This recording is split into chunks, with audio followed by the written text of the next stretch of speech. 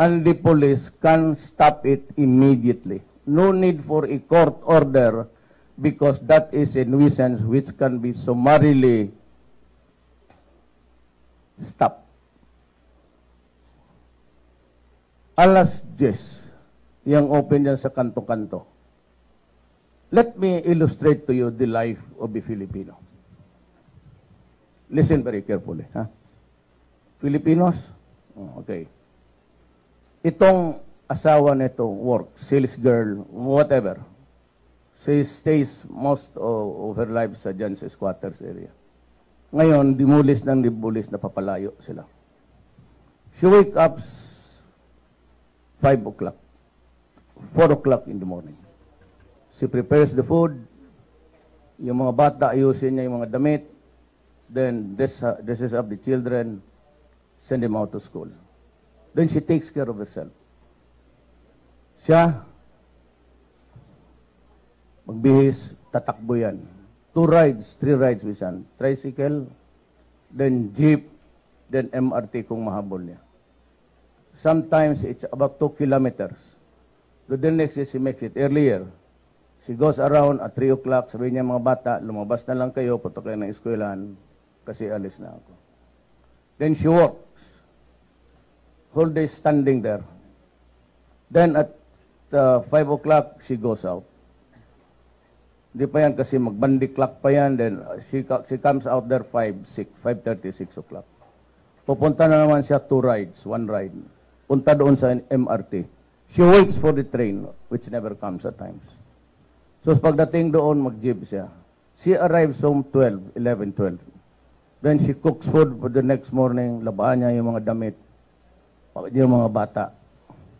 Tapos balik siya sa trabaho. Ganon ang buhay ng Pilipino.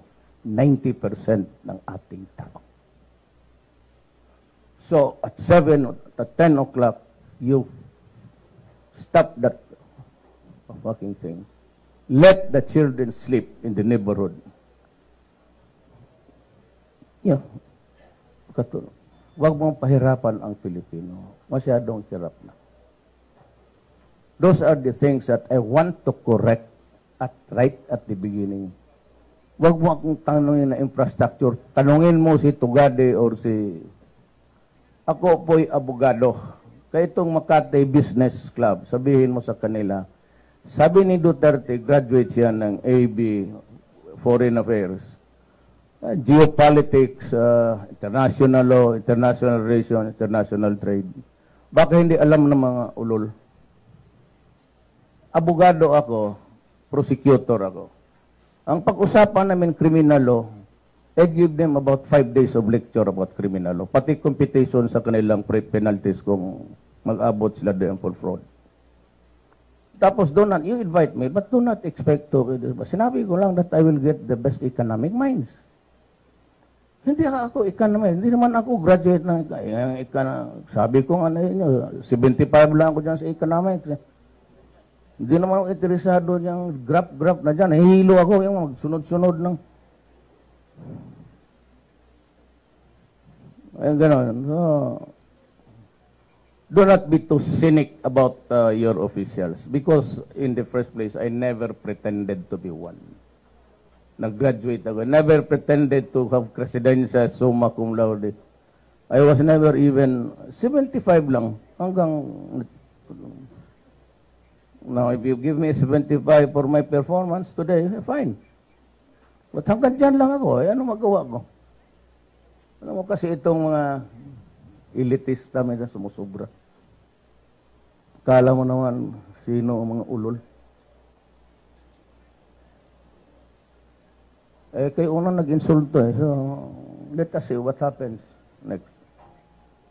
Ngayon, kinukuha ko si Carlos Dominguez, kababata ko yan. Dito kami lumaki, itong subdivision na ito dito. May magtawag sa akin na senador, congressman, governor, mayor, patay ka na. Patay ka na. I do not want that. Even sa army and police, do not go to me for promotion or assignment. There is the board of generals which I ordered last night to be reactivated. And it must be a vibrant. As long as there is no corruption, I will not overrule any recommendation there. So kayong gusto ng assignment, it must be on the merit. For those who want to be promoted, it should be on the merit. And that can be shown in the Board of Generals. Kung gusto mo ng assignment niyo, do not come to me. Every chief of police, city police director that found his way to work in Davao would know that. I hate yan tawagan. Ayaw ko yan kasi in all probability, hindi ka qualified. So you just leave it that way and the public will be free to comment on your qualification and any derogatory.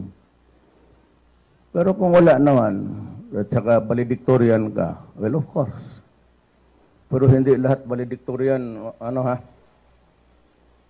Kasi sa buhay minsan, sabi ko, yung 45, yun yung maging presidente. Yung mga summa cum laude, suman lang kaya. Totoo. But you have to be, well, love of country. If I can instill in you love of country, then I know that you'll work hard for the benefit of the people. Hindi ako nagpapakorne, sabi ko. That's the drill. That's the drill. You must be willing that your name be published in the newspaper. And do not get any recommendations or any push from anybody. I will decide on my own. Because after all, if anything goes wrong, if anything is not working, it is the president who will answer and have to bear the burden. Tapos baka type ninyo, ito. Lan, ikaw. Pahiya nun siya lang. Ikaw na lang. Pwede naman, President Vice.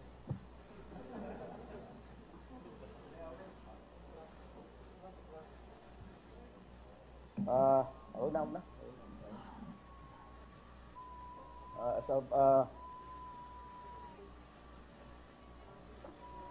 Yun na yun, pabalik-balik.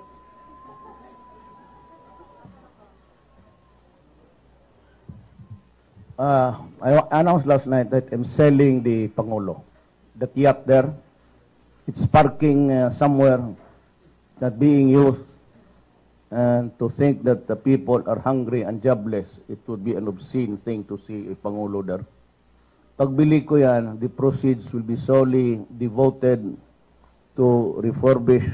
If the proceeds are good enough, I'll build new buildings for the military and the police.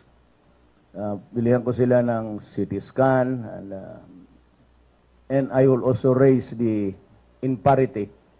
Pagka hindi tayo nakapagtabla doon sa private sector, I do not mean to be mean to anybody or no offense intended. For as long as the pay between the government sector and private sector has this disparity, walang magtatrabaho sa gobyerno. And what you get are specialists. Kung wala sila, then we can send them to school or they can have the grants. And we can have the neurosurgeons and yung orthopedics. Yan ang ano dyan neuro-orthopathy surgeon. I'll build them in your building. And kung hindi kaya, kung ganun lang ang kikitain ko, I'll just refurbish the Veterans Memorial Hospital. I'll just bring it also in par with the other hospitals in Manila. Para kabaga naman kung mamatay ka, wala kang sisihin. One. The other one is I was talking to the prospective commanders. Sabi ko sa kanila, no follow-ups. You activate your board of generals.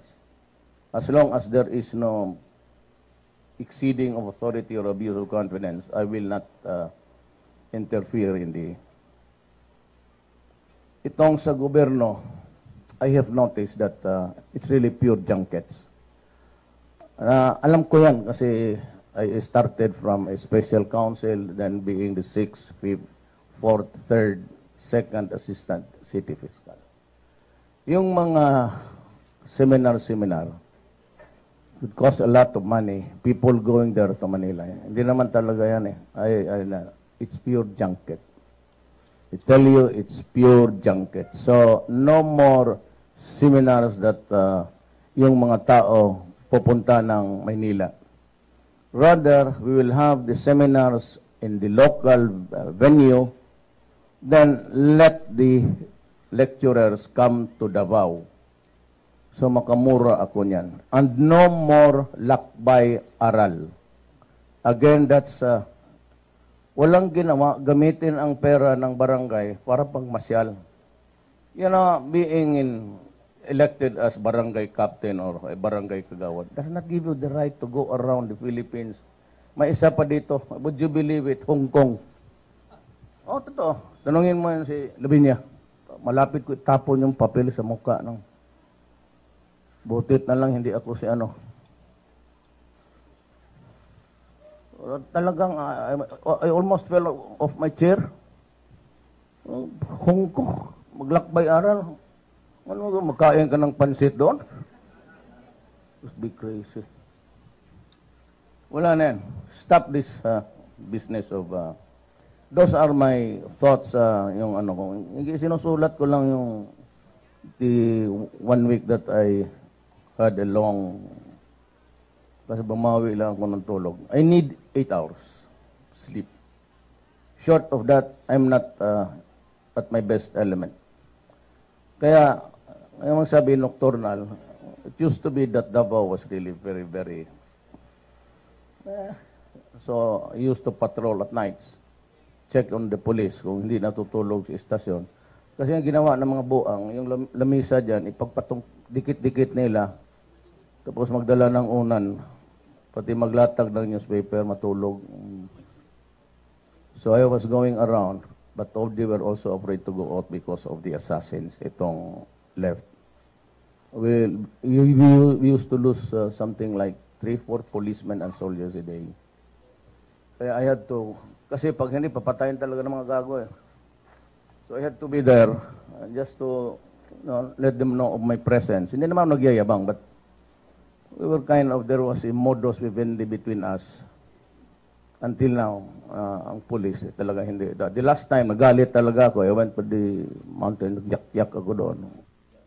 Back them. It was about 3 weeks ago. Itong sa guns, I'd like to address myself to the constabulary, the PC. Itong Krami, rather. I will not allow the licensing of heavy firearms. It's just a shotgun or a .22 rifle and one short. Any caliber would do, as long as it is a short. Rifles, shotguns, and .22. Wala nang heavy firearms. Yung AK-47, M16, those already given the licenses. Okay lang yan. But no permit to carry shall be issued to civilians dito sa long firearms. Short lang. And it must be under stringent conditions. Ayaw ko yung magbili ng mga almost an armory. Pag nanakaw yan, ibigay mo yan doon sa kabila. Several times it happened in our country. Itong NPA is a homegrown rebel group, and about the only time that I can remember na talagang galing sa labas, I will not now name the country because we are on friendly terms. Yung Karagatan, if you care to remember, this was this Karagatan, a small ship that was seized in Mindoro. Yun lang ang nalaman ko na pumasok ang armas dito na mga AK-47. Of recent memory, it was itong shipment ng AK-74. It's actually a Kalashnikov